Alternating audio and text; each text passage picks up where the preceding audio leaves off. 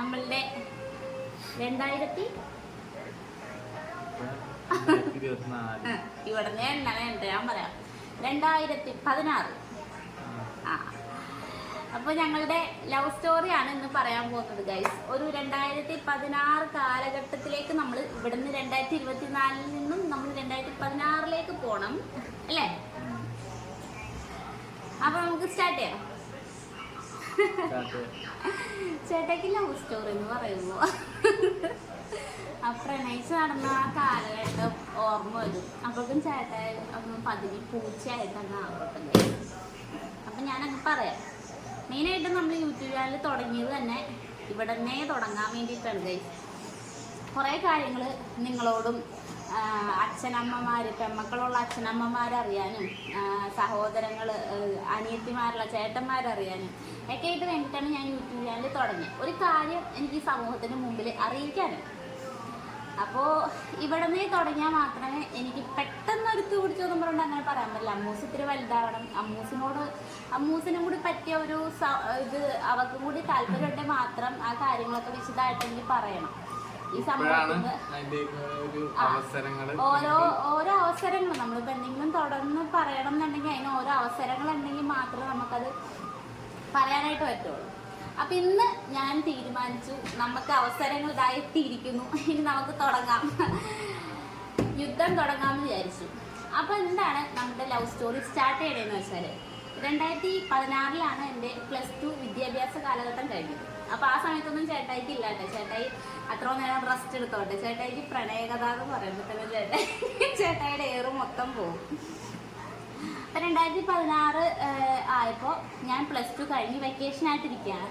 അപ്പോൾ എൻ്റെ അമ്മ എന്നോട് പറഞ്ഞു, മോളെ അമ്മയുടെ ചേച്ചിയുടെ വീട്ടിൽ പോയിട്ട് എന്തോ ഒരു ലോണിന് വേണ്ടിയിട്ട് എന്തോ ഒരു പേപ്പർ കൊണ്ട് അമ്മയുടെ ചേച്ചിയുടെ വീട്ടിൽ കൊടുക്കാൻ വേണ്ടിയിട്ട് എന്നോട് പറഞ്ഞപ്പോൾ ഒറ്റക്കൊക്കെ ബസ് യാത്ര ചെയ്ത് ശീലമായിട്ടുണ്ടായിരുന്നു. +2 കഴിഞ്ഞിട്ടല്ലേ ഉള്ളൂ. അപ്പോൾ ഒറ്റക്കൊക്കെ പോകാനൊക്കെ ഭയങ്കര ഇഷ്ടമായിരിക്കും.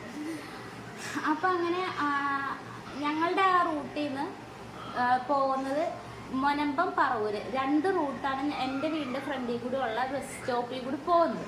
അപ്പം ഞാനിങ്ങനെ ബസ് സ്റ്റോപ്പിലോട്ട് നടന്നു ചെന്നപ്പോൾ ഒരു ബസ് നേരത്തെ പോയിട്ടുണ്ടായിരുന്നു. അപ്പോൾ എപ്പോഴും ഞങ്ങളുടെ റൂട്ടിൽ പോകുന്ന ബസ് പറവൂരോട്ട് പോകുന്ന ബസ്സായിരിക്കും ഏറ്റവും കൂടുതലുണ്ടാവുന്നത്. മൊനമ്പത്തോട്ട് പോകുന്ന ബസ് വളരെ കുറവായിരിക്കും. അപ്പോൾ അങ്ങനെ ബസ് പോയി. ഇനി അടുത്ത ബസ് പറവൂർക്കായിരിക്കുമല്ലോ എന്ന് വിചാരിച്ച് നോക്കി നിന്നപ്പോൾ മൊനമ്പം ബസ്സാണ് വന്നത്. എനിക്ക് മൊനമ്പം ബസ്സിൽ കയറിയിട്ട് കാര്യമില്ല, എനിക്ക് പറവൂർ ബസ്സിൽ തന്നെ കയറണം. അങ്ങനെ മൊനമ്പം ബസ് ഫസ്റ്റ് വന്നു, പിന്നെ രണ്ടാമതൊരു ബസ് വരുന്നു, അതും മൊനമ്പം ബസ്, പിന്നെ മൂന്നാമത് ബസ് വരുന്നു, അതും മൊനമ്പം ബസ്. സത്യം പറഞ്ഞാൽ അത് ആദ്യമായിട്ടാണ് അത്രയും അടുപ്പിച്ചടുപ്പിച്ച് മൊനമ്പം ബസ് വന്നതിന് ശേഷം പറവൂർ ബസ്, പിന്നെ 4ാമതാണ് പറവൂർ ബസ് വരുന്നത്. അപ്പം തന്നെ ബസ് സ്റ്റോപ്പിൽ ഒരുവിധം തിരക്കായിട്ടുണ്ടായിരുന്നു കേട്ടോ. പറവൂർക്ക് പോകാൻ വേണ്ടിയിട്ടുള്ള ആൾക്കാർ ഒരുവിധം തിരക്കായി നിൽക്കുന്നുണ്ടായിരുന്നു. അന്നൊരു ഞായറാഴ്ചയായിരുന്നു. ഞായറാഴ്ച പൊതുവെ വൈപ്പിൻ റൂട്ടിലായാലും ഏത് റൂട്ടിലായാലും ബസ് കുറവായിരിക്കും. അന്ന് പറവൂർ ബസ് ഫ്രണ്ടിലുണ്ടായി. അപ്പോൾ അങ്ങനെ ഞാൻ ബസ്സിലേക്ക് കയറുകയാണ് കഴിച്ചു. ഞാൻ അന്നൊരു പട്ടുപാവാടയാണ് ഇട്ടേച്ചത്. അപ്പോൾ ഈ തിരക്കിൽ കൂടി ഈ പാവാടയും പൊക്കി പിടിച്ച് കയറണമല്ലോ. അപ്പോൾ ഞാൻ 2 സ്റ്റെപ്പ് വെച്ച് ബസ്സിൽ കയറി. അപ്പോൾ പയ്യെ തിരക്ക് 2-3 സ്റ്റോപ്പ് ആയപ്പോൾ തിരക്ക് കുറഞ്ഞു. നമ്മളുടെ ഡ്രൈവറിൻ്റെയൊക്കെ പുറകിലുള്ള സീറ്റ് ഉണ്ടാവും, ഈ 2 പേര് വീണ്ടും സീറ്റ്. അതിൽ 2ാമത്തെ സീറ്റിൽ എനിക്ക് സീറ്റ് കിട്ടി. വിൻഡോ സൈഡ് അല്ലാണ്ട് ഇപ്പുറത്തെ സൈഡിൽ എനിക്ക് സീറ്റ് കിട്ടി. പിന്നെ 2-3 സ്റ്റോപ്പ് കഴിയുമ്പോൾ പിന്നെ തിരക്ക് കൂടിയപ്പോൾ പഠിച്ച് നടന്ന സമയത്ത് നമ്മൾ യൂണിഫോമൊക്കെ ഇട്ട് ബസ്സിലൊക്കെ കയറുമ്പോൾ ഫുൾ ടിക്കറ്റ് എടുത്ത് കയറുന്ന ആൾക്കാർക്ക് വേണ്ടിയിട്ട് ആ കാലഘട്ടങ്ങളിൽ SP ഉള്ള പിള്ളേർ എഡിറ്റ് മാറി കൊടുക്കും. അപ്പം എനിക്ക് പെട്ടെന്ന് ഈ ഒരു തിരക്ക് കൂടുതലായപ്പോൾ ഒരു അമ്മാമ്മ വന്ന് നിൽക്കണം, എൻ്റെ അരികിലോ നിൽക്കണം. അപ്പം എനിക്ക് ഇവരെൻ്റെ അരികിലും വന്ന് നിൽക്കണം, ഇനി ബസ്സുകാരെന്നെ എണീപ്പിച്ച് നിർത്തണേക്കാളും ഭേദം ഞാൻ എണീറ്റ് മാറി കൊടുക്കണമെന്ന് വിചാരിച്ച് ഞാൻ എണീറ്റ് മാറി നിന്ന് കൊടുത്തു. ചേട്ടാ അപ്പം കണ്ടായിരുന്നു ഞാൻ എണീറ്റ് മാറി നിന്ന് കൊടുത്തട്ടെ ഗൈസ്. എണീറ്റ് മാറി അത് കഴിഞ്ഞ് പിന്നെ കുറച്ച് സ്റ്റോപ്പൊക്കെ കൂടി കഴിഞ്ഞപ്പോൾ പിന്നെയും ബസ്സിൽ തിരക്ക് കുറഞ്ഞ് എനിക്ക് സീറ്റ് കിട്ടി. അപ്പോൾ പിന്നെ രണ്ടാമത് കിട്ടുന്ന സീറ്റ് നമ്മളുടെ ഡോറിൻ്റെ അരികിൽ തൊട്ട് പുറകിൽ ബെല്ലടിക്കാൻ നിൽക്കുന്ന ആൾക്കാർ നിൽക്കുന്നതിൻ്റെ തൊട്ട് പുറകിലൊരു സീറ്റ് ഉണ്ട്. അതിലും വിൻഡോ സൈഡിലല്ല, അതിൻ്റെ ഇപ്പുറത്തെ സൈഡിലാണ് എനിക്ക് സീറ്റ് കിട്ടിയത്. അത് കഴിഞ്ഞ് പിന്നെ ഞാൻ അവിടെ അങ്ങനെ ഇരിക്കുകയാണ് ഗൈസ്. പിന്നെ 2-3 സ്റ്റോപ്പ് കഴിഞ്ഞപ്പോൾ പിന്നെയും പണ്ടത്തെ ചങ്ങത്തെ തെങ്ങുമ്പോൾ തന്നെ പിന്നെയും ബസ്സിൽ തിരക്കായി. പിന്നെ വേറെ ഒരു അമ്മാമ്മ വന്നപ്പോൾ ബസ്സിലെ കിളി, ഡോറിൻ്റെ അവിടെ നിൽക്കുന്ന കിളി എന്നോട് പറഞ്ഞ് എണീറ്റ് മാറിക്കൊടുക്കുക. അപ്പോൾ ആ കിളി അങ്ങനെ പറഞ്ഞുകൊണ്ട് ഞാൻ എണീറ്റ് മാറിക്കൊടുത്തു. എൻ്റെ കയ്യിലൊരു ബാഗ് ഉണ്ടായിരുന്നു, ബാഗ് ഇപ്പുറത്തിരിക്കുന്ന ഒരു വല്യമ്മയുടെ കയ്യിൽ കൊടുത്തിട്ട് ഞാൻ എണീറ്റ് മാറി കൊടുത്തു. അപ്പം എന്നോട് എണീറ്റ് മാറി കൊടുക്കാൻ പറഞ്ഞത് കൊണ്ട് എനിക്ക് അയാളോട് ഭയങ്കര ദേഷ്യമായിരുന്നു കേട്ടോ. ഞാൻ അയാളൊരു സൈസ് നോട്ടോ ഒക്കെ നോക്കി. അപ്പം അയാൾ എന്നെ ഭയങ്കര ഒരു എങ്ങനെ നോക്കിയേ കിളി, ആ കിളിയാണ് കേട്ടോ ഈ കിളി. നോക്കി എണീറ്റ് മാറി കൊടുക്കാൻ പറഞ്ഞു. ആ കിളിയാണ് കേട്ടോ ഈ ഇരിക്കുന്ന കിളി. അപ്പം ഞാൻ അങ്ങനെ എണീറ്റ് മാറിക്കൊടുത്ത് പിന്നെ പുറകിലോട്ട് ഞാൻ പിന്നെ നോക്കിയില്ല ഗൈസ്. ഞാൻ പിന്നെ നേരെ പിടിച്ച് നിൽക്കാനുള്ള കമ്പിയിൽ അങ്ങനെ നേരെ പിടിച്ച് നിന്നു. പിന്നെ ഇത്തിരി 2-3 സ്റ്റോപ്പ് കഴിയുമ്പോൾ പിന്നെ തിരക്ക് കുറഞ്ഞപ്പോൾ ഞാൻ ആ ഒരു ലോങ് സീറ്റ് ഉണ്ടാവും, ഫ്രണ്ടിൽ തന്നെയുള്ള ആ ഒരു ലോങ് സീറ്റ് ഉണ്ടാവും. ആ ലോങ് സീറ്റിൽ ഏറ്റവും ആദ്യമല്ല അതിൻ്റെ ഇപ്പുറത്ത് ഞാൻ ഇരിക്കുന്നു. എൻ്റെ ഇപ്പുറത്ത് വേറെ ഒരു സ്കെൽറ്റായിട്ടുള്ളൊരു ചേച്ചി, അതിന് ഞാൻ ഒരിക്കലും മറക്കില്ല. അപ്പം അങ്ങനെ ഞാൻ ഇരിക്കുകയാണ്. അപ്പോൾ നമ്മളൊരാളിങ്ങനെ കണ്ണെടുക്കാണ്ട് ഇങ്ങനെ നോക്കുമ്പോൾ നമുക്ക് മനസ്സിലാവും. നമ്മളൊരാളിങ്ങനെ കണ്ടിന്യൂസ് ആയിട്ട് നോക്കി തന്നെ നിൽക്കുമ്പോൾ നമ്മളാരും നോക്കുന്നുണ്ടല്ലോ, നമ്മൾ ഓട്ടോമാറ്റിക്കലി നമ്മൾ അറിയാണ്ട് നോക്കിപ്പോവും. അതെങ്ങനെയാ നോക്കിയത്? എങ്ങനെയാ നോക്കിയത്? അങ്ങനൊന്നും അല്ല നോക്കിയത് കേട്ടെ. എങ്ങനെ നോക്കിയെന്ന് പറ നിങ്ങള്. ഇങ്ങനെ നോക്കുന്നു, ഇങ്ങനെ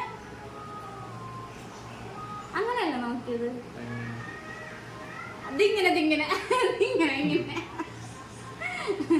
ഇങ്ങനെയാണ് നോക്കിക്കൊണ്ട് നിന്നത്. അപ്പം ഞാനിങ്ങനെ ഞാൻ നോക്കിയപ്പോൾ നോക്കണം. അത് ഞാൻ ഇതാരെ നോക്കണേ. ആ സമയത്ത് എനിക്ക് സ്വയം ഒരു ചിന്ത ഉള്ളത്, അത് ഞാൻ കറുത്തിട്ടാണ്, കുറേ എണ്ണമയം മുഖത്തുണ്ടാവും, കുറേ മുടിയിലും കുറേ എണ്ണ ഉണ്ടാവും, ചുരുണ്ട മുടിയാണ്. അതെനിക്ക് സ്വയം തന്നെ ഒരു ചിന്തപ്പാടുള്ള വ്യക്തിയാണ്. ഞാൻ കറുത്തതാണ്, എന്നെ ആർക്കും ഇഷ്ടപ്പെട്ടില്ല എന്നുള്ളൊരു ചിന്തപ്പാടുള്ള വ്യക്തിയാണ്. പഠിച്ചുകൊണ്ട് നല്ല സമയത്ത് തന്നെ ഒരുപാട് ബോഡി ഷേമിങ് ഒക്കെ നല്ല രീതിയിൽ നേരിട്ടിട്ടുണ്ട് കേട്ടോ. അപ്പോൾ ഈ പുള്ളി ഇങ്ങനെ നോക്കണുണ്ട്. അപ്പോൾ ഞാൻ വിചാരിച്ച് എൻ്റെ ഇപ്പുറത്ത് വേറൊരു ചേച്ചി സ്കെൽറ്റായിട്ടൊരു ചേച്ചി ഇരിപ്പുണ്ടായിരുന്നു. അപ്പോൾ ഈ ചേച്ചിനായിരിക്കും നോക്കണേന്ന് വിചാരിച്ച് ഞാനിങ്ങനെ ശരിക്കും ചാരി. അപ്പോൾ ഈ ചേച്ചിനെ ഇങ്ങനെ ഡയറക്റ്റ് ഈ നോക്കുന്ന ആൾക്ക് കാണാൻ പറ്റും. അപ്പോൾ ഞാനിങ്ങനെ ചാരി ഇരുന്നപ്പോൾ ഈ കിളി ഡോറിൻ്റെ ഇപ്പുറത്തോട് തലയിട്ട് എന്നെ നോക്കി. അപ്പം എനിക്ക് മനസ്സിലായി ഇയാൾ എന്നെ തന്നെയാണ് നോക്കുന്നത് കേട്ടോ. പിന്നെ കണ്ണെടുക്കാണ്ട് ഇങ്ങനെ നോക്കി തന്നെ ഇരിക്കുകയായിരുന്നു ഗൈസ്. അപ്പം അന്നൊരു നിഷ്കളങ്കമായൊരു മനസ്സും പേടിയും ഒക്കെ ആയിരിക്കും. ഇവനെന്തിനാ എന്നെ ഇങ്ങനെ നോക്കണേ എന്നുള്ളൊരു പേടിയും ഒക്കെ ആയിരിക്കും. അങ്ങനെ എങ്ങനെയെങ്കിലും പറവൂർ സ്റ്റാൻഡ് എത്തിയാൽ മതിയെന്ന് ഒരു പേടിയാണ്. എപ്പോഴും നോട്ടവും ഒക്കെ ആയപ്പോൾ എനിക്ക് എന്തോ ഒരു പേടിയായി. അങ്ങനെ വേഗം പറവൂർ സ്റ്റാൻഡ് എത്തി. ഞാൻ ആ വെല്ലുമ്മയുടെ കയ്യിൽ നിന്ന് ബാഗും വാങ്ങിച്ച് ഞാൻ വേഗം ബസ്സിൽ നിന്ന് ഇറങ്ങി. ഞാൻ വേഗം ഓടിപ്പോയിട്ട് കഴിച്ചു. അപ്പോൾ ഈ ബസ്സിൽ പണി ചെയ്യുമ്പോൾ അവിടുത്തെ ബസ്സിലെ ആൾക്കാർ മൊത്തം ഇറങ്ങിയതിന് ശേഷം മാത്രമേ എനിക്ക് ബസ്സിൽ നിന്ന് പോകാൻ പറ്റുള്ളൂ. ഞാൻ ഏഴിക്കര ബസ്സിൽ പോയി ഞാൻ ഓടിപ്പോയി കയറിയിരുന്നു. അപ്പോൾ ഏഴിക്കര ബസ്സിൽ ആരും ഉണ്ടായിരുന്നില്ല. ഞാനാണ് ഏറ്റവും ആദ്യം കയറിയിരുന്ന ആൾ. ബാക്കി കാലിയായിരുന്നു, വേറെ ആരും ഉണ്ടായിരുന്നില്ല ബസ്സിൽ. അപ്പോൾ ഞാനിങ്ങനെ ഇരിക്കുകയാണ്. അത് ഇങ്ങനെ ഇരുന്നപ്പോൾ വിൻഡോ സൈഡിൽ കാണാം ആരൊക്കെ ഫ്രണ്ടിൽ കൂടി പോകണ്ടെന്ന്. അപ്പോൾ ഈ പുള്ളി ഓടി എല്ലാ ബസ്സിലും ഇങ്ങനെ എത്തിപ്പിടിച്ച് നോക്കണേണ്ടാ. എന്നിട്ടൊരു ബേക്കറിയുടെ അവിടെ പോയിന്ന് ആള് ജീരക സോഡ കുടിക്കണേന്. അപ്പം ഞാനിങ്ങനെ ഇയാളെന്താണ് അവിടെ നിൽക്കണേ, എന്നെ കാണണ്ടേ. അപ്പം ഞാൻ നോക്കിയപ്പോൾ എന്നെ കണ്ട്. അപ്പം ഈ ഏഴിക്കര ബസ് ലക്ഷ്യമിട്ട് ആള് നടന്നു വരികയാണ്. അപ്പം ഞാൻ വിചാരിച്ചു ഫ്രണ്ടിൽ കൂടി ആരെയും കയറണമെന്ന് വെച്ചാൽ ഞാൻ ഒരു ഫ്രണ്ടിൽ കൂടി ആളെ കാണാനില്ല. അപ്പം ഞാൻ വിചാരിച്ചു വേറെ വല്ല വഴിക്കും പോയിട്ടുണ്ടാവും, എന്നെ കണ്ടിട്ടുണ്ടാവില്ല എന്ന് ഞാൻ വിചാരിച്ചു. പക്ഷെ ആള് ഏഴിക്കര ബസ്സിൻ്റെ പുറകിൽ കൂടി കയറി എൻ്റെ പുറകെ വന്നിരിക്കുന്നു. തൻ്റെ പേരെന്താ, തൻ്റെ മൊബൈൽ നമ്പർ തരുമോ? ആദ്യമായിട്ട് കാണുന്ന ഒരു കൊച്ചിനോട് ഇഷ്ടമാണെന്നുള്ളത് പറയാൻ വേണ്ടിയിട്ട് പറയുന്ന വർത്തമാനങ്ങളാണ് കേട്ടോ. തൻ്റെ മൊബൈൽ നമ്പർ തരും. അപ്പം ഞാനൊന്നും പറഞ്ഞില്ല കേട്ടോ. അല്ല ആദ്യം തന്നെ ചെന്ന് മൊബൈൽ നമ്പറാണ് ചോദിക്കേണ്ടത്.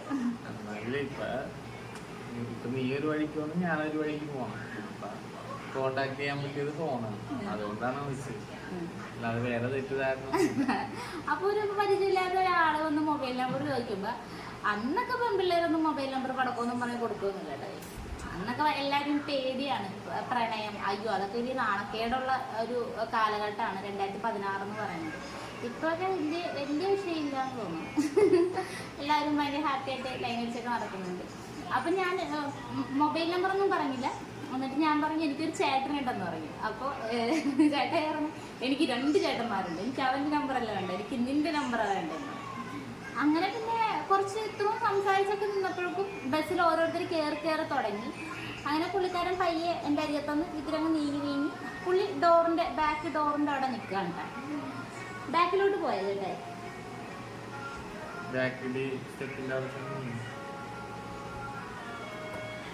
അങ്ങനെ പയ്യെ കുറച്ച് നേരം കഴിഞ്ഞപ്പോൾ ബസ് എടുത്ത് കഴിഞ്ഞ് അപ്പം ഞാൻ ചോദിച്ചു ഇയാൾ പോണില്ലേ, ഇയാൾ ബസ്സിൽ പോണില്ലേ, ഇനി ഞാൻ ഇറങ്ങണോടത്ത് ഇനി ഇറങ്ങി എൻ്റെ കൂടെ വന്ന് പിന്നെ അവിടെ എഴിക്കരെ ചെന്ന് ബഹളായി ഭയങ്കര പ്രശ്നമാവും എന്നൊക്കെ വിചാരിച്ച് ഞാനിങ്ങനെ പ്രാർത്ഥിച്ചിരിക്കുകയാണ്. ഒരു 4 സ്റ്റോപ്പോളം ആളെൻ്റെ ബസ്സിലുണ്ടായിരുന്നു. പിന്നെ ഞാൻ നോക്കിയപ്പോൾ പിന്നെ കണ്ടില്ല കേട്ടോ. 4 സ്റ്റോപ്പ് കഴിഞ്ഞ് പോയത്. അപ്പോൾ ആള് കുറച്ച് കഴിഞ്ഞപ്പോൾ ഇറങ്ങി പുള്ളി പോയി. 4 സ്റ്റോപ്പ് ഉണ്ടാക്കി എനിക്കത് ഊഹം കറക്റ്റാണ്. അങ്ങനെ പുള്ളി പോയി. അപ്പോൾ എനിക്കും ലവ് അറ്റ് ഫസ്റ്റ് സൈറ്റ് എന്നൊക്കെ പറഞ്ഞ പോലെ ഇതുപോലെ ഒന്നുമില്ല, കാണാൻ ഭയങ്കര സുന്ദരനായിരുന്നു. സ്കെൽട്ടായിട്ട് നല്ല സുന്ദര ടൊപ്പനായിരുന്നു കേട്ടോ. ഞാൻ ഫോട്ടോ വേണമെങ്കിൽ ഇവിടെ കൊടുത്തേക്കാം ആ ഒരു ഫോട്ടോ കേട്ടോ ചേട്ടയുടെ ആ സമയത്തെ ഫോട്ടോ. അങ്ങനെ ആ ഒരു കഥ അവിടെ വെച്ച് തീർന്നു. ആദ്യമായിട്ട് കാണുന്ന ആ ഒരു സ്റ്റോറി അവിടെ വെച്ച് തീർന്നു. അപ്പം ഞാൻ എഴിക്കരോട്ട് പോവാൻ ഞാൻ ചിന്തിക്കുകയാണ്, അയ്യോ നല്ലൊരു സുന്ദരം ചെറുപ്പം അങ്ങനെയൊക്കെ ചിന്തിച്ചത് മാത്രമേ ഉള്ളൂ കേട്ടോ.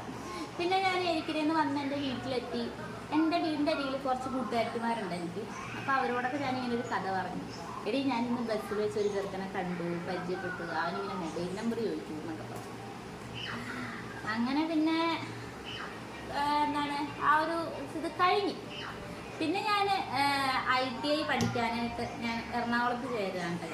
എറണാകുളത്ത് ചേർന്നു. എനിക്ക് കറക്റ്റായിട്ട് എനിക്കൊരു ബസ്സിലേ കയറാൻ പറ്റുള്ളൂ. നേരത്തെ ഞങ്ങളുടെ അവിടെ 2 റൂട്ടുള്ളതുകൊണ്ട് ഒരു വേഗം വന്നാൽ പോലും എനിക്ക് മണികണ്ഠൻ എന്ന് പറഞ്ഞൊരു ബസ്സുണ്ട്. എത്ര മാക്സിമം നേരത്തെ കോളേജിൽ നിന്ന് ഇറങ്ങിയാലും മണികണ്ഠൻ ബസ്സിന് എനിക്ക് കറക്റ്റായിട്ട് എത്തിപ്പെടാൻ പറ്റും. അത് കഴിഞ്ഞാൽ ഉള്ള 2 ബസ് വൈറ്റിംഗ് റൂട്ട് കയറിയിട്ട് പിന്നെയാണ് പോവുള്ളൂ. അപ്പം ഞാൻ എൻ്റെ വീട്ടിലെത്തുമ്പോൾ ഒത്തിരി ലേറ്റാവും. അതുകൊണ്ട് ഞാൻ മാക്സിമം മണികണ്ഠനിൽ തന്നെ കയറാൻ ഞാൻ ശ്രമിക്കും. അതിക്ക് മുമ്പത്തെ ബസ്സിൽ എനിക്ക് ഒരിക്കലും കയറാൻ പറ്റില്ല, അത്ര സ്പീഡിന് വരാൻ പറ്റില്ല. കാരണം എനിക്ക് കലൂരെന്ന് ബസ് പിടിച്ച് ആ ബ്ലോക്ക് കിട്ടി ഹൈക്കോടതിയിലെത്തി. അവിടെ നിന്ന് മണികണ്ഠൻ കിട്ടണ തന്നെ ഒരു വിധത്തിന് ഓടിപ്പടിച്ച് വരുമ്പോഴാണ് ആ ബസ് കിട്ടുന്നത്. അതിൻ്റെ പിന്നാലത്തെ ബസ്സിൽ കയറിയാൽ വീട്ടിലെത്തുമ്പോൾ 7 മണിയാവും, ഒരു 6:45 എന്തായാലും. അപ്പോൾ ഞാൻ എന്തായാലും മണികണ്ഠനിൽ തന്നെ കയറി തുടങ്ങി. സ്ഥിരം കസ്റ്റമറായി മണികണ്ഠനിൽ. അങ്ങനെ ഒരു ദിവസം എൻ്റെ ഫസ്റ്റ് സെം എക്സാം തുടങ്ങി. റെക്കോർഡൊക്കെ ഞങ്ങൾ വരയ്ക്കാനുള്ള ഒരു തയ്യാറെടുപ്പിലൊക്കെയാണ്. അപ്പോൾ എൻ്റെ റെക്കോർഡ് വരച്ച് ഞാൻ ഓഫീസിലൊക്കെ കൊണ്ടുപോയി കൊടുത്തതിന് ശേഷം ഇത്തിരി നേരത്തെ വൈകിപ്പോയി. അന്ന് ഞാൻ ഇച്ചിരി വൈകിപ്പോയി. അപ്പോഴേക്കും ഞാൻ റോഡ് ക്രോസ് ചെയ്ത് മണികണ്ഠൻ ബസ് ഞാൻ എത്തിയപ്പോഴേക്കും ആ ബസ് വിട്ടുപോയി. ആ ബസ് ഇങ്ങനെ പോവുകയാണ്. ആ ബസ്സിൻ്റെ ഡോറിൻ്റെ അരികിൽ ഇങ്ങനെ ഒരാൾ നിന്ന്. അപ്പം ഞാൻ ഈ ആളെ കണ്ടപ്പോഴേ ഞാൻ വിചാരിച്ചു, അയ്യോ ഈ ആളെ ഞാൻ എവിടെയോ കണ്ടിട്ടുണ്ടല്ലോ. അപ്പോൾ ഈ മണികണ്ഠൻ ബസ്സിലെ ഡ്രൈവർ എൻ്റെ ഫ്രണ്ടിൻ്റെ ലവറാണ് മണികണ്ഠൻ ബസ്സിൽ വണ്ടി ഓടിക്കുന്ന ചേട്ടൻ. അപ്പം ഞാൻ എൻ്റെ വീടിൻ്റെ അവിടെ ചെന്നിട്ട് എൻ്റെ ഫ്രണ്ടിനോട് പറഞ്ഞു, എടി ഞാനിന്ന് അന്നത്തെ ചെറുക്കനെ കണ്ടു, നീ ചേട്ടനെ വിളിച്ച് ചോദിക്ക് ഇന്ന് നിന്ന ചെക്കൻ്റെ പേരെന്താണ് എന്നൊക്കെ ചോദിക്കാൻ പറയും. അന്നൊരു ശനിയാഴ്ച ആയിരുന്നു. പിറ്റേ ദിവസം ക്ലാസ് ഉണ്ടായിരുന്നില്ല. അപ്പം ഇങ്ങനെ വിളിച്ച് ചോദിക്കാനൊക്കെ പറയുമ്പോൾ പിറ്റേ ദിവസം ഞാൻ രാവിലെ ഞാൻ പോണടി ഇത്രയും വൈകിയാലും ഞാൻ പോകണമെന്ന് പറയുമ്പോൾ അന്ന് ശനിയാഴ്ച വൈകുന്നേരം ഞാൻ നേരെ വീട്ടിലോട്ട് പോയിട്ട് പിറ്റേ ദിവസം രാവിലെ ഞാൻ അവളുടെ നമ്മൾ വെക്കേഷൻ ടൈമിൽ ക്ലാസ്സൊക്കെ ഒന്നും ഇല്ലെങ്കിലും നമ്മൾ ഇത്തിരി നേരം ഫ്രണ്ട്സിനെ കൂടിയൊക്കെ ഒന്ന് വർത്തമാനം പറഞ്ഞൊരു സമയം. അപ്പോൾ ആ സമയത്ത് ഇങ്ങനെ അവളായിട്ട് ഇങ്ങനെ സംസാരിച്ചപ്പോൾ അവളിങ്ങനെ എനിക്ക്, എടി ചെറുക്കൻ്റെ പേര് ടിൻസൺ എന്നാണ്, അവൻ ഇനി കുറച്ച് ദിവസം ബസ്സിലൊക്കെ ഉണ്ടാവും, എന്തെങ്കിലും പറ. അങ്ങനെ ആ ചേട്ടൻ മൊബൈൽ നമ്പറും തന്നെന്ന് പറയും. അങ്ങനെ അവിടെ ഒരു പേപ്പറിൽ എനിക്ക് മൊബൈൽ നമ്പർ എഴുതി എനിക്ക് തന്നു.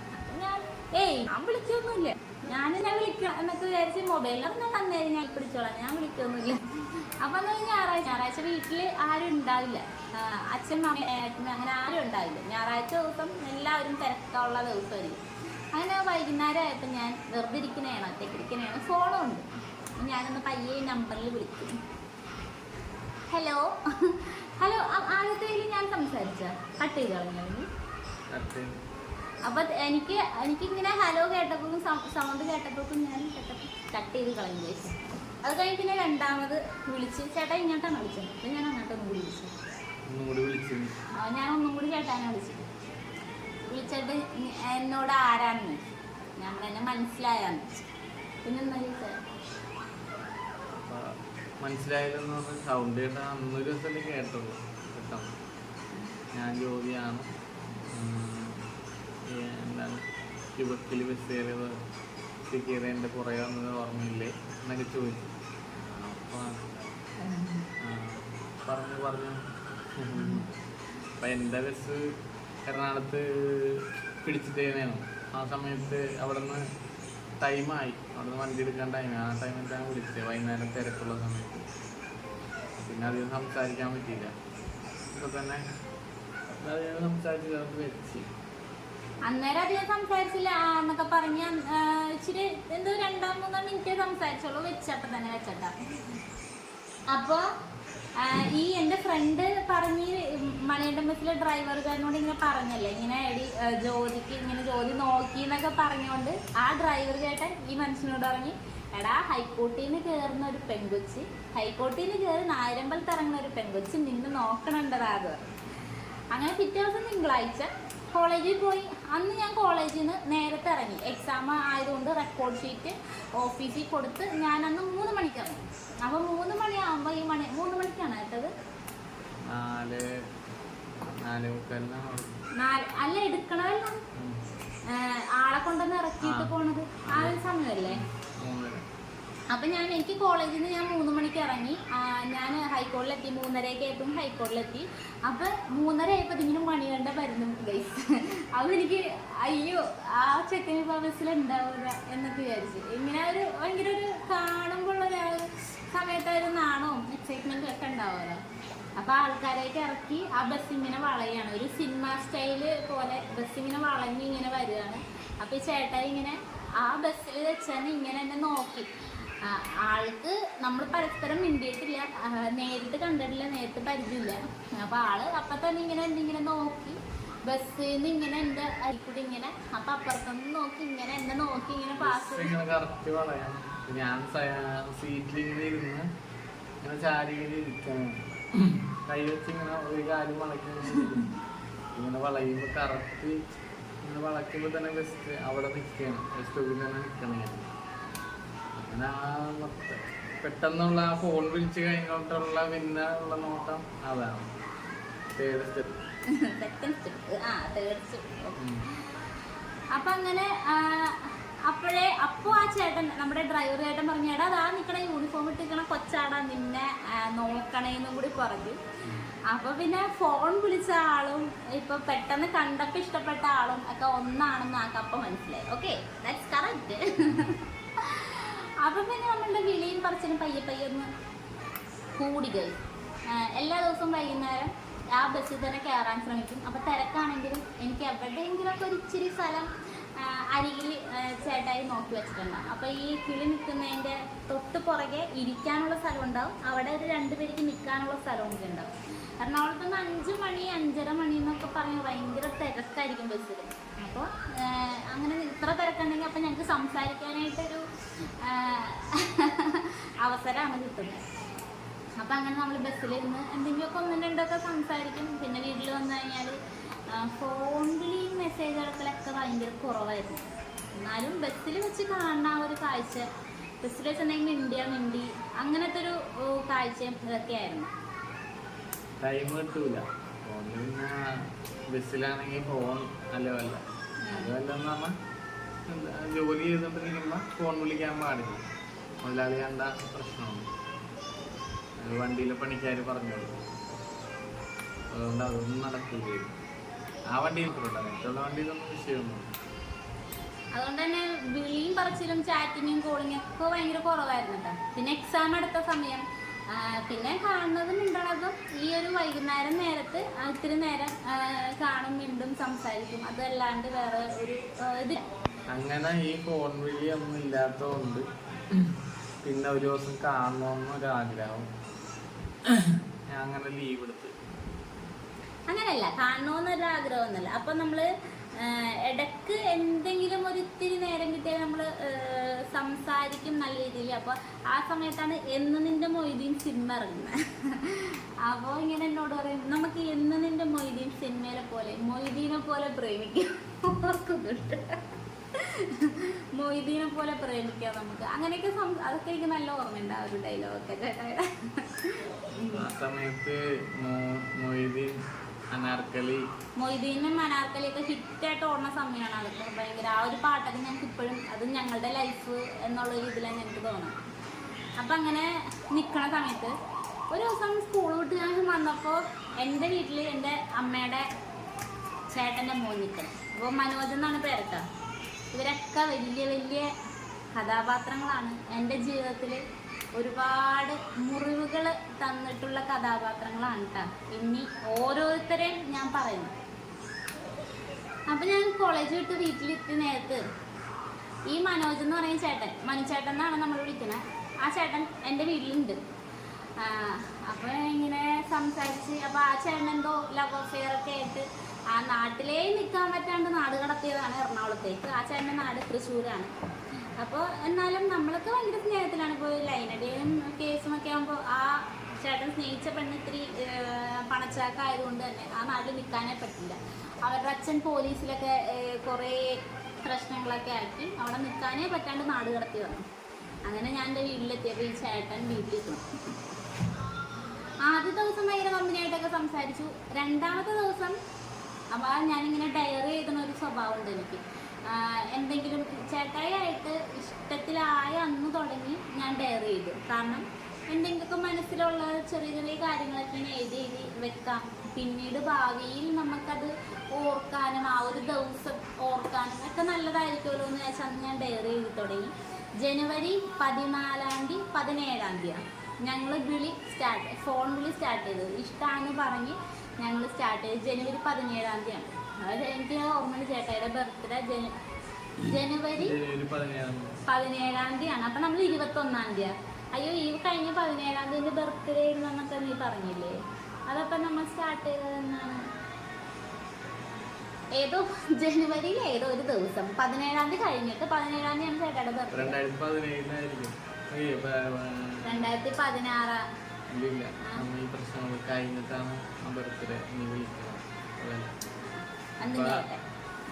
സംഭവം പിന്നീട് കഥ പകുതി വെച്ച് കട്ടാക്കി കളയല്ലേ. അപ്പൊ നമ്മുടെ വീട്ടില് എൻ്റെ ഒരു കസിൻ ബ്രദർ ഉണ്ട്.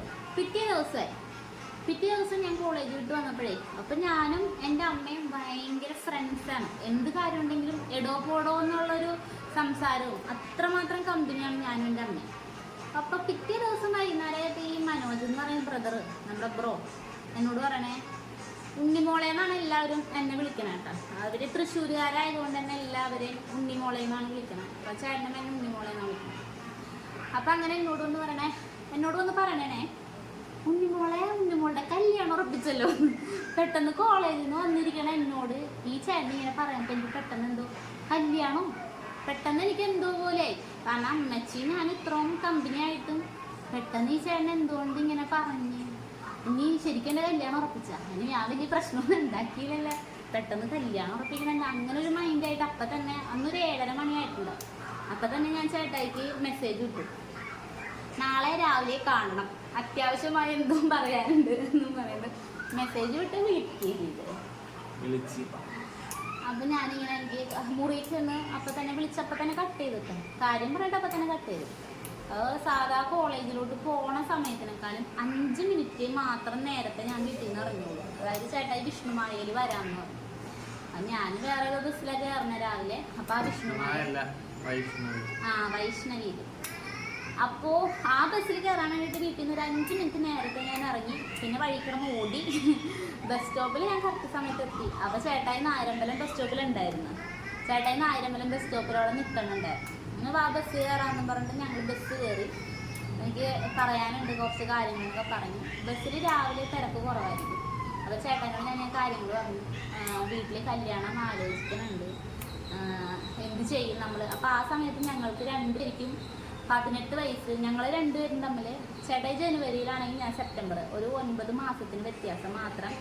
ചേട്ടായി എന്നിൽ നിന്ന് മൂത്തതായിട്ടുള്ളൂ. അങ്ങനെ നമ്മൾ കഥകൾ പറയണം. അപ്പോൾ ചേട്ടായിക്കും ടെൻഷനായി. നമുക്ക് 18 വയസ്സല്ലേ ആവണുള്ളൂ, എന്തായാലും ഒന്നിച്ച് ജീവിക്കണം എന്ന ഉറപ്പ് നമ്മൾ അങ്ങോട്ടും ഇങ്ങോട്ടും നെഞ്ചി തൊട്ട് സത്യം ചെയ്ത ആൾക്കാരാണ്. നമ്മൾ ഒന്നിച്ച് ജീവിക്കുള്ളൂ എന്നുള്ള ഉറപ്പെടുത്ത ആൾക്കാരാണ് നമ്മൾ. അപ്പോൾ 18 വയസ്സായ ആൾക്കാർ എന്ത് ചെയ്യാൻ? അങ്ങനെ രണ്ടുപേരും ഭയങ്കര ടെൻഷനായി. പക്ഷെ ആ സമയത്തൊക്കെ ഇങ്ങനെ കോളേജ് കട്ട് ചെയ്ത് കറങ്ങാൻ പോവാന്നൊക്കെ പറഞ്ഞാൽ അതൊക്കെ ഭയങ്കര ഒരു ഓർമ്മയിരിക്കുമല്ലോ. അപ്പോൾ ഞാനിങ്ങനെ അപ്പോൾ അവിടെ എറണാകുളത്ത് ഈ ലവേഴ്സിന് വേണ്ടിയിട്ട് മാത്രം വന്നിരിക്കാൻ വേണ്ടിയിട്ട് സർക്കാർ അംഗീകൃതമായിട്ടുള്ളൊരു സ്ഥലമുണ്ട്, മറൈൻ ഡ്രൈവ്. അത് മറൈൻ ഡ്രൈവ് പുതിയതും പഴയതും ഉണ്ട് കേട്ടോ. പഴയതിൽ ഇങ്ങനെ എല്ലാവരും ഫാമിലി ആയിട്ടൊക്കെ വന്നൊരു എൻ്റർടൈൻമെൻറ്റ്. പുതിയതിൽ മൊത്തം കപ്പിൾസ് ആയിരിക്കും. ഈ കൊട ചൂടിയൊക്കെ വന്നിരുന്ന അതിൻ്റെ ഉള്ളിലിരുന്ന് ഇത്തരം പരിപാടിയൊക്കെ ചെയ്യാം. അതാണ് എറണാകുളത്തിൻ്റെ ഏറ്റവും വലിയ പ്രത്യേകത എന്ന് പറഞ്ഞത്. അപ്പം നമ്മൾ മറൈൻ ഡ്രൈവിൻ്റെ പുതിയതിലോട്ടും പോയില്ല, പഴയതിലോട്ടും പോയില്ല. അതിൻ്റെ സെൻറ്ററിൽ തന്നെ മറൈൻ ഡ്രൈവിലോട്ട് കയറുമ്പോൾ തന്നെയുള്ള സെൻറ്ററിൽ തന്നെയുള്ള കസേരയിൽ നമ്മൾ ഇരിക്കുകയാണ്.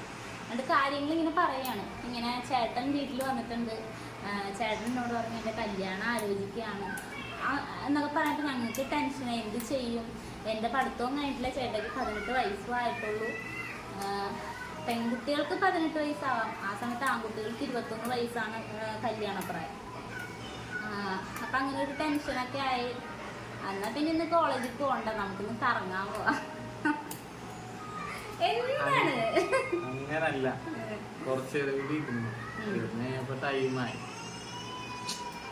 കഴിയുമ്പോ പോണം, കോളേജിൽ പോണം എന്ന് വിചാരിച്ച് അവിടെ ഇരുന്ന് പിന്നെ അങ്ങനെ ഇരുന്ന് ഞാൻ അടുത്തേക്കൊക്കെ വന്ന് ചെറുതായിട്ട് കിസ്സൊക്കെ അടിച്ച്. അതെല്ലാം സ്വാഭാവികമുള്ളതാണ്.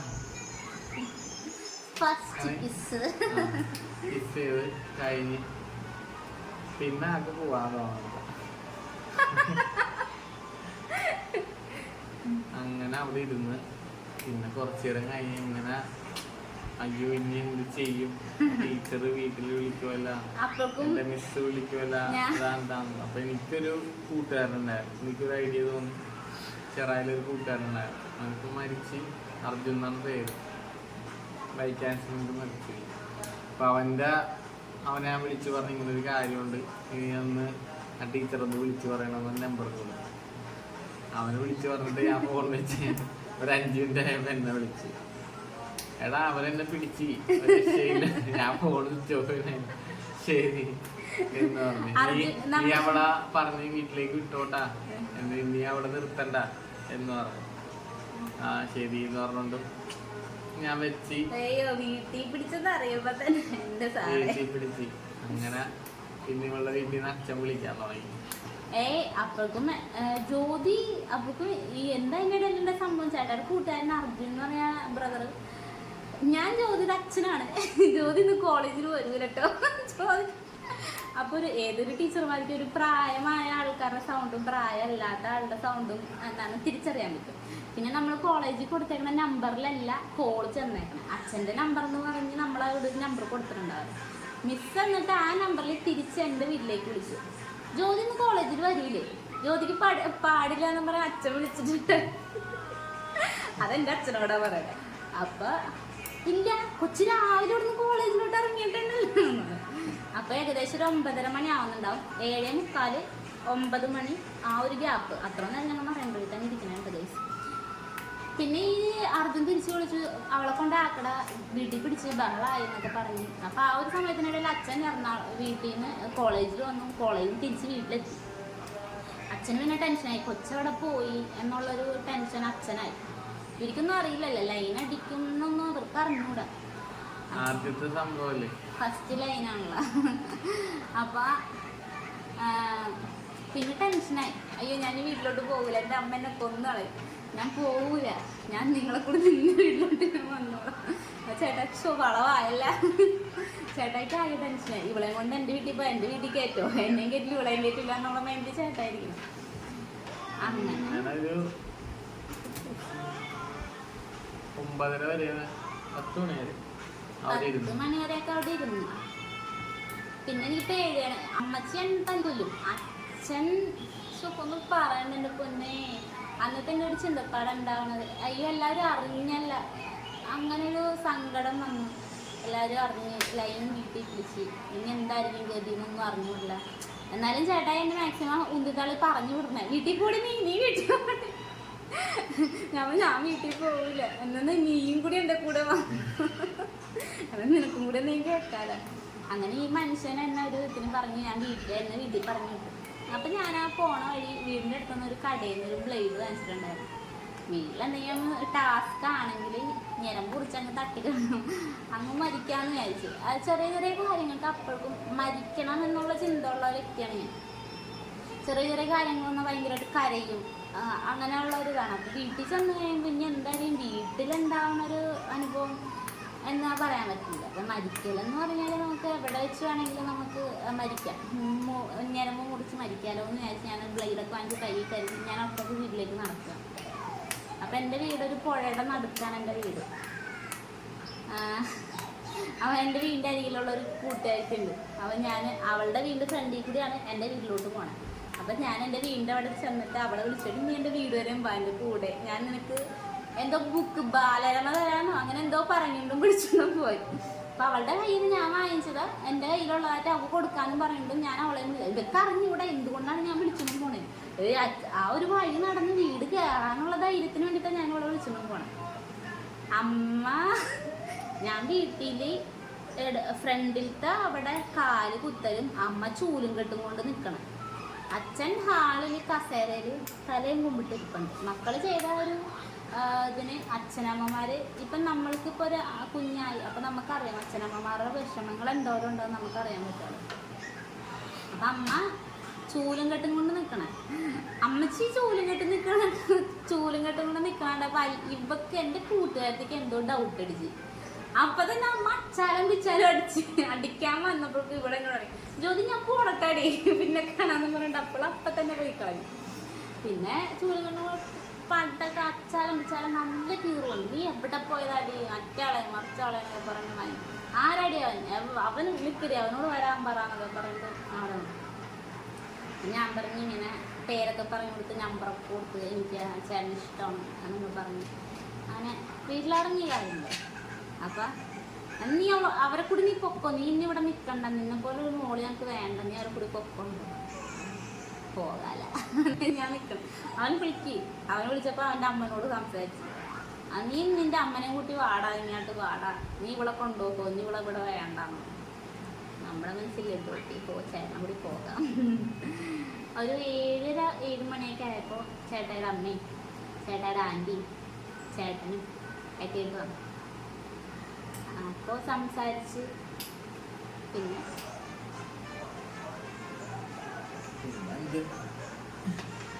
കല്യാണം 2 വർഷം കണ്ട് നടത്താന്നൊക്കെ വിചാരിച്ച് ഞാൻ ചെന്നപ്പോ കരഞ്ഞു വിളിച്ചിരിക്കുകയാണ് അവിടെ.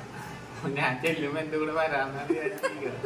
അതുകൊണ്ട് ഞാൻ ചെന്നപ്പോ ചിരിച്ച് കണ്ണൊക്കെ തുടച്ച് മുഖം കഴുകി വന്ന് നമുക്ക് പോകാം എവിടെ. എന്നിട്ട് 2 വർഷം കണ്ട് കല്യാണം നടത്താന്നൊക്കെ പറഞ്ഞ് അങ്ങനെ ഒരാഴ്ച കഴിഞ്ഞപ്പോ ഇവളുടെ ജോലിയുടെ വീട്ടിൽ നിന്ന് അച്ഛനമ്മയും ഞങ്ങളന്ന് ഇവിടെ അയ്യമ്പിള്ള താമസിക്കണം, അവിടെ വന്ന് വീട്ടിൽ വന്ന് സംസാരിച്ച് വർത്താനമൊക്കെ പറഞ്ഞു. അത് കഴിഞ്ഞ് അവിടെ നിന്ന് പോകുന്നു. അപ്പം അന്ന് വേറെ വിഷയമൊന്നുമില്ല. അങ്ങനെ ഒരാഴ്ച കഴിഞ്ഞപ്പോൾ എനിക്കൊന്ന് ദൂരെ വർക്ക് ഉണ്ടായിരുന്നു, അങ്ങനെ ദൂരെ പണിക്ക് പോകണം. അപ്പൊ നമ്മളോട് പറഞ്ഞിട്ടുണ്ടായിരുന്നു നിങ്ങള് കല്യാണം ഉറപ്പിച്ചോണ്ട് ഫോൺ വിളിക്കരുത്, കമ്മിണ്ടരുത് എന്നൊക്കെ പറഞ്ഞു. അതുകൊണ്ട് അതൊന്നും പറ്റൂല, അപ്പൊ ഇവിടെ നിക്കണ്ട, ഇവിടെ വേണം എന്ന് വിചാരിച്ച് തന്നെയാണ് അവിടെ നിന്ന് ഇങ്ങനെ ലോങ് ഒരു പണി കിട്ടിയപ്പോ പോയത്. അപ്പൊ ഇനി കാണലും മിണ്ടലും വേണ്ടല്ല എന്ന് വിചാരിച്ചിട്ടും എന്നോ മലപ്പുറത്തെങ്ങോ ലോങ് ചേട്ടൻ ജോലിക്ക് പോകാൻ തീരുമാനിച്ചു. അപ്പൊ ഈ കാര്യം ഈ വീട്ടിൽ പിടിച്ച പിറ്റേ ദിവസം വീട്ടിൽ പിടിച്ച ഒരാഴ്ച തന്നെ പഠിക്കാൻ പറ്റില്ല, അത് വേറൊരു കാര്യം കേട്ടോ. അങ്ങനെ കുറേ 2 ആഴ്ച കഴിയുമ്പോഴാണ് അച്ഛനമ്മയും ചേട്ടായുടെ വീട്ടിൽ പോണേ. അവൻ്റെ വീട് എവിടെയടി എന്നൊക്കെ ചോദിച്ച് എന്നോട് ചോദിച്ച് ചേട്ടായിനെ വിളിച്ച് പറഞ്ഞ് വഴിയൊക്കെ കറക്റ്റായിട്ട് പറഞ്ഞ് അവർ വീട്ടിലെത്തി. വീടൊക്കെ കണ്ട്. അപ്പോൾ ചേട്ടായിക്ക് വാടകയ്ക്കാൻ താമസം, ചേട്ടായി അമ്മയും മാത്രമേ ഉള്ളൂ.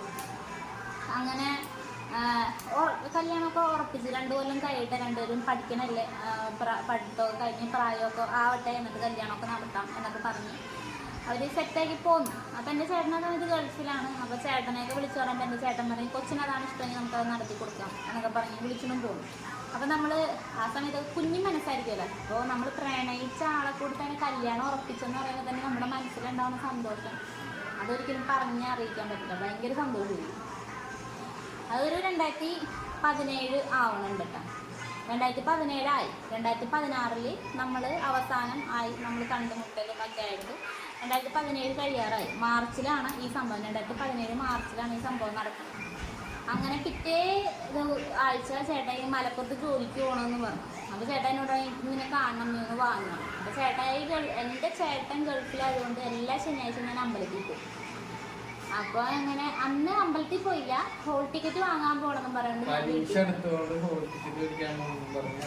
വീട്ടിൽ നിന്ന് ഇറങ്ങി. ഹോൾ ടിക്കറ്റ് വാങ്ങിച്ചിട്ട് വരാമെന്ന് പറഞ്ഞ് വീട്ടിൽ നിന്ന് ഇറങ്ങി. മറൈൻ ഡ്രൈവിലല്ല, അപ്പോൾ ഇങ്ങനോട് ബൈക്കിന് വരാനാ പറഞ്ഞത്, ഇങ്ങനെ ബസ്സിനാ വന്നത്. നമുക്ക് എങ്ങോട്ടെങ്കിലും പോകാം, കുറച്ചു നേരം ഇരുന്ന് സംസാരിക്കാമെന്ന് പറയുന്നത്. അപ്പോൾ എറണാകുളത്ത് എവിടെയെങ്കിലും പോയാലും കാണാമെന്ന് വിചാരിച്ച് ബസ്സിന് ഞങ്ങൾ ഫോട്ടോയിൽ പോയി. പിന്നെ വല്ലതും പറയണോ? പിന്നെ വീട്ടിലെത്തിയപ്പോ പിന്നെയും തല്ലുവിടും. നീ എവിടെ പോയടി ഒച്ചാന്ന് പറഞ്ഞു. പിന്നെ വീട്ടിൽ തല്ലുവിടുക. നിന്നോട് പറഞ്ഞല്ലേ ഇനി അവനെ കാണരുത്, നിന്റെ അടുത്ത് വിളിക്കുന്നു, നിന്നോട് പറഞ്ഞല്ലേ എന്നൊക്കെ പറഞ്ഞ വീട്ടിൽ ഭയങ്കര. നമ്മളിപ്പോ അച്ഛനമ്മമാര് പറയുന്നത് ലൈനടിക്കരുത്, അവര് കല്യാണം അങ്ങനെ നടത്തി തരാന്നൊക്കെ പറഞ്ഞ സ്ഥിതിക്ക് ഒന്ന് എന്തുകൊണ്ട് കാണാൻ പോയി എന്നൊന്നും അവർക്ക് ചോദിച്ചില്ല. അവർക്ക് അവരുടെ ഒരു ഭാഗത്ത് ചിന്തിക്കുമ്പോൾ അവരുടെ ഒരു ടെൻഷൻ. പിന്നെ ഭയങ്കര ബഹളമായി. എൻ്റെ അച്ഛനും മാമന്മാരൊക്കെ കൂടി ചേട്ടായുടെ വീട്ടിൽ പോയി അമ്മനെ ചീത്ത പറഞ്ഞ് തല്ലാൻ വേണ്ടിയിട്ട് വീട് കളഞ്ഞ് ഭയങ്കര പ്രശ്നമാക്കി. പിന്നെ എന്നെ പഠിക്കാൻ പറ്റില്ല. പിന്നെയും 2-3 ദിവസം എൻ്റെ വീട്ടിൽ പിന്നെ ഇരുത്തി. പിന്നെ കരച്ചിലായി, ഇനി അവന് കാണരുത്, മിണ്ടരുത്, വിളിയേ ചെയ്ത്, ഫോൺ മാറ്റിയൊക്കെ വെച്ച്. അങ്ങനെ ഭയങ്കരമായിട്ട് ഒരു ബന്ധവും നിങ്ങളുടെ തമ്മിലില്ല. അപ്പം നമ്മളുടെ മനസ്സിൽ പെട്ടെന്ന് അങ്ങനെ കേൾക്കുമ്പോൾ എനിക്ക് ഭയങ്കരമായിട്ട് സങ്കടം വരും. വേറൊന്നുമില്ല, അങ്ങനെയൊക്കെ സംഭവിച്ചപ്പോൾ ഞാൻ ജോലിക്കാണില്ല. അപ്പോൾ ഇവിടെ ഇങ്ങനെ പറഞ്ഞ അവൻ ജോലിക്ക് പോയി ബോധമുള്ള ആൾക്കാരുടെ പറഞ്ഞ സിറ്റുവേഷനാണ്. അവൻ ജോലിക്ക് വാങ്ങുന്നു, അതുകൊണ്ട് പറയാൻ വേണ്ടി വന്നാണ് എന്ന് പറഞ്ഞ് അതവിടെ വെച്ച് തീർന്നാണ്. പക്ഷേ അത് വലിയ പ്രശ്നമാണ്. പിന്നെ ഭയങ്കര പ്രശ്നമായി. പിന്നെ എൻ്റെ അമ്മനെ വിളിച്ച് തെറി പറയുകയൊക്കെ ചെയ്ത് ഇവര് കൊട്ടേഷമായിട്ട് എൻ്റെ അച്ഛനും മാമന്മാരും കൂടി ചേട്ടയുടെ വീടൊക്കെ വളഞ്ഞ് വടി വളഞ്ഞ് അതോടെ എനിക്ക് ദേഷ്യമായി. ചേട്ടയ്ക്ക് ദേഷ്യമായി. പക്ഷെ നമ്മള് പെണ്ണുങ്ങള് വീട്ടിൽ അനുഭവിക്കണ എന്താണെന്ന് ആണുങ്ങൾക്ക് അറിയണ്ടല്ലോ. പിന്നെ ഗൾഫിൽ കിടക്കുന്ന ചേട്ടൻ ഒരു 2-2.5 മണിക്കൂറോളം കുറേ തെറി ഫോണിൽ കൂടി മാത്രം 2.5 മണിക്കൂർ തെറി മാത്രം. അപ്പം ആദ്യം കൊച്ചിൻ്റെ ഇഷ്ടം എന്താണെന്ന് വെച്ചാൽ നടത്തി കൊടുക്കച്ചേന്ന് പറഞ്ഞ ആളാണ്. പിന്നീട് ഇങ്ങനെ അറിഞ്ഞപ്പോൾ പിന്നെ ഫോൺ വിളിച്ച് തെറി പറഞ്ഞത്. അപ്പോൾ ആ സമയത്തൊന്നും ചേട്ടായിക്ക് വാടകയ്ക്ക് ആയതുകൊണ്ട് തന്നെ അവർക്കും ആഗ്രഹം ഉണ്ടാവില്ല അവരുടെ മക്കളെ നല്ല രീതിയിൽ കല്യാണം കഴിച്ചിട്ടുണ്ടെന്നൊക്കെ എന്നൊക്കെ ഒരു ആഗ്രഹം ഉണ്ടാവും. അത് വേണ്ടാന്ന് അവരങ്ങനെ ചിന്തിച്ച്. പിന്നെ നമ്മൾക്ക് പെട്ടെന്ന് അങ്ങനെ ഇത്രയും ദിവസം നാളെ സ്നേഹിച്ച ഒരാളെ വേണ്ടാന്ന് വെക്കുമ്പോൾ ഉള്ളൊരു ബ്രേക്കപ്പിനുള്ളൊരു സമയം. അത് നമ്മൾ തമ്മിൽ സ്വയം വേണ്ടാന്ന് വെച്ച് മാറുകയാണെങ്കിൽ നമുക്ക് ആ ഒരു സങ്കടമില്ല. വീട്ടുകാർ പിടിച്ച് നടത്തിട്ട് പറഞ്ഞ് പിന്നെ അതില്ല എന്ന് പറയുമ്പോൾ നമുക്ക് ഭയങ്കര ഒരു സങ്കടമായിരിക്കും. അങ്ങനെ പിന്നെ വിളിയും പറച്ചിലും ഒന്നുമില്ല. അങ്ങനെ ഞങ്ങൾ ഇരിക്കാം ഗൈസ്.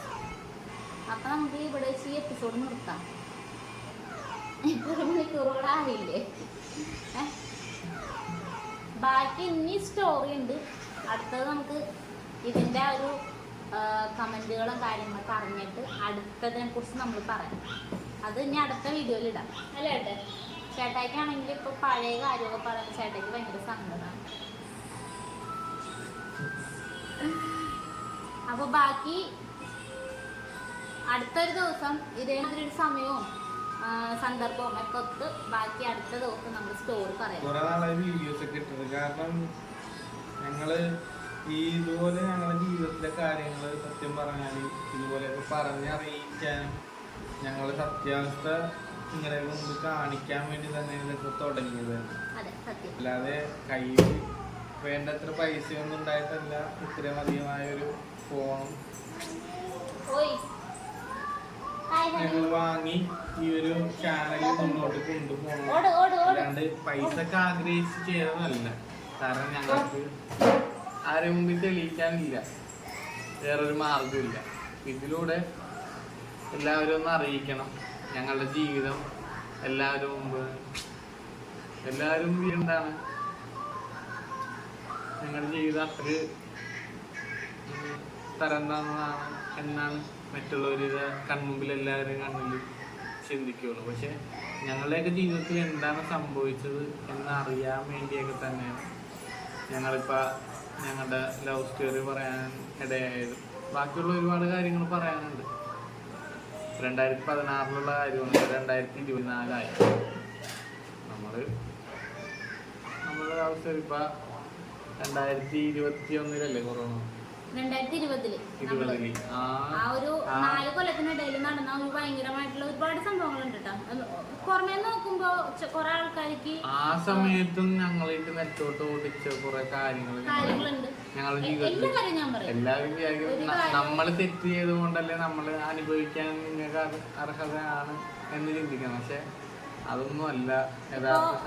നിങ്ങൾക്ക് നമ്മളുടെ ഒരു റീൽസിന്റെ പിന്നത്തെ റീൽസിൽ എടുത്ത് നോക്കാം, ഒരുപാട് കമന്റുകൾ വരുന്നുണ്ട്.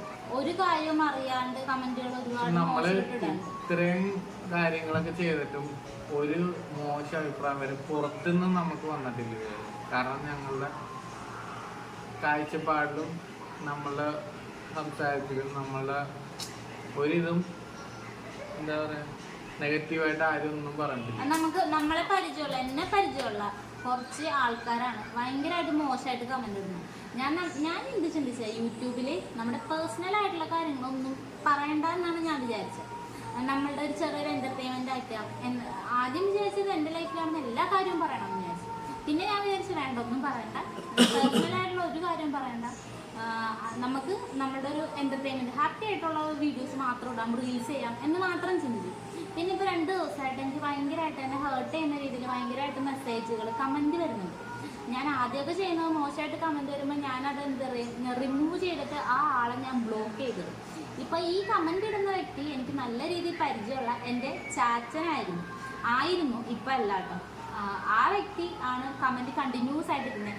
ആള് മണ്ടനോ പൊട്ടനോ അയാളുടെ അക്കൗണ്ടിൽ കൂടി തന്നെ ഇടുമ്പോൾ അയാളുടെ പേര് സഹിതം എനിക്ക് അറിയാൻ പറ്റുന്നുണ്ട്. എന്നിട്ടും ഇയാൾ എന്നെ ചേച്ചി എന്നൊക്കെയാണ്, അതായത് വേറെ ഒരാള് മെസ്സേജ് വിടുന്ന രീതിയിലാണ് എനിക്ക് കമന്റ് വിടുന്നത്. അയാള് മണ്ടനാണോ പൊട്ടനാണോ എനിക്കറിയില്ല. അയാളുടെ ഒറിജിനൽ അക്കൗണ്ടിൽ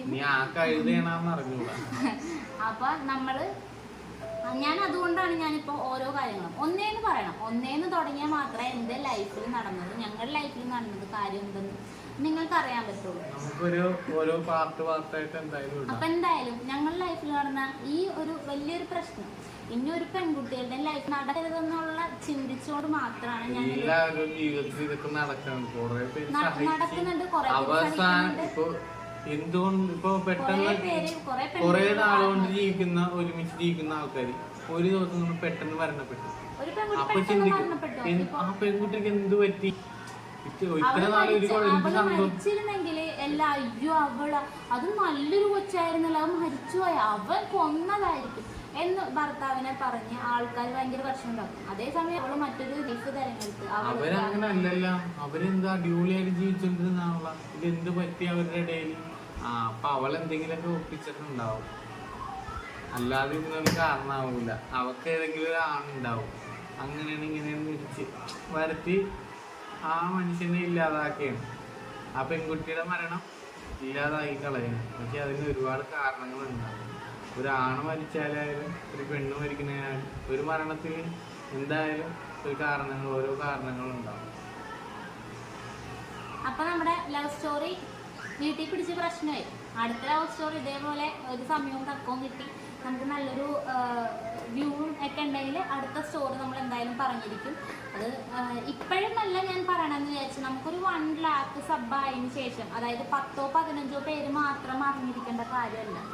ലക്ഷക്കണക്കിന് നമ്മുടെ കേരളത്തിൽ അല്ലെങ്കിൽ നമ്മുടെ ലോകത്തുള്ള പെൺമക്കളുള്ള അച്ഛനമ്മമാർ അറിഞ്ഞിരിക്കേണ്ടത്, അനിയത്തിമാരുള്ള ചേട്ടന്മാർ അറിഞ്ഞിരിക്കേണ്ട ഒരു കാര്യമാണ് എനിക്ക് പറയാനുള്ളത്. അത് ഇപ്പം എന്നെ കൊണ്ട് പറയിപ്പിക്കുന്നുണ്ട്. കമൻറ്റുകളിലൂടെ അവരെന്നെ ശല്യം ചെയ്യുന്നുണ്ട്. അതുകൊണ്ടാണ് ഞാൻ പറയുന്നത്. ഇപ്പോൾ നമ്മൾക്കിപ്പോൾ ഒരു 20K സബ് ആയിട്ടുള്ളൂ എന്നുള്ളവരങ്ങ് കാണാം, ഉള്ളവരറിയാം. അതിനുശേഷം വൈറലാവുമെങ്കിൽ എല്ലാവരും അറിയട്ടെ അല്ലേ? അപ്പം ഇനി അടുത്ത വീഡിയോ സന്ധിക്കും വരെയും വണക്കം. ഒരു ഫോട്ടോ